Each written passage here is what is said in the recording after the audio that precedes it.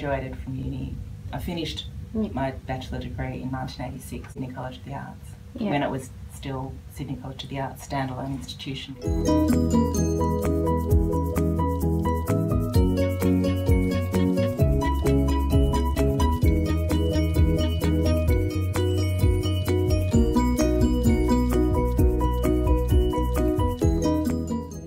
Silversmithing. I've sort of got back into silversmithing and making objects, and been looking at this.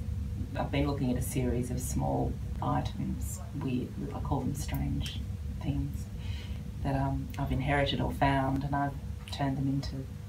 I've added silver to them, and I've turned them into. They're essentially wall ornaments.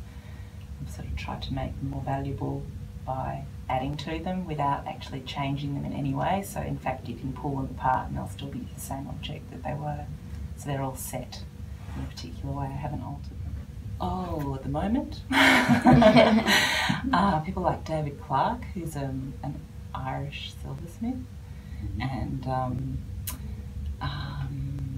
Marion Hosking, who's a Melbourne person. Robert Baines was he was my jewellery lecturer in Melbourne when I started my degree, and yeah, I find his work inspiring. Margaret West, yeah, lots of people for different reasons. I think one of the most, well, it's so different now. It makes me sound like an old person, but it is so different now. When I finished uni, you had to just use shoe leather, go and visit galleries, front up, say, here's my work, I'm fabulous, please take it on consignment for your gallery. So it was a matter of it was a very personal connection.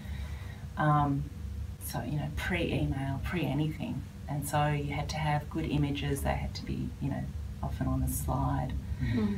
And that's how it all operated. I think now it's good imagery, good photography is really, really crucial. Yeah, I think that works to a degree, but I don't think it hurts to approach the gallerist. Absolutely, I think, and to put that, you know, make that more personal connection, because you can have a website which can sit out there unless they know to look. How, you know, they're not going to look necessarily.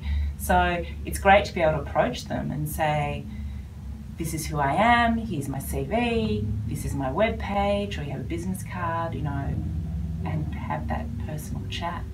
And that certainly stood me in good stead. I was encouraged while I was still at uni to enter exhibitions, and that's part of that was for me one of the footholds into a really lucrative gallery arrangement. That half a dozen memorable pieces, and they wouldn't have to be physical pieces necessarily. If you had, you know, like not a brochure but something with good images in there.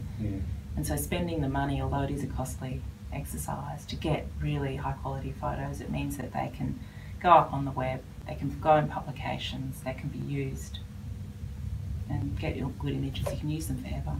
So yeah, it's just a matter of being connected and getting I know it's awful because your inbox fills up, but sign up for newsletters from people. You don't necessarily have to join all these, become a member, but you can sign up to receive the newsletter. So that's how you find out. And it's a matter of reading them. Keeping up to date and not going, oh, I'll read that later. If you're entering an exhibition or putting work into a gallery and they have particular requirements, you follow the requirements.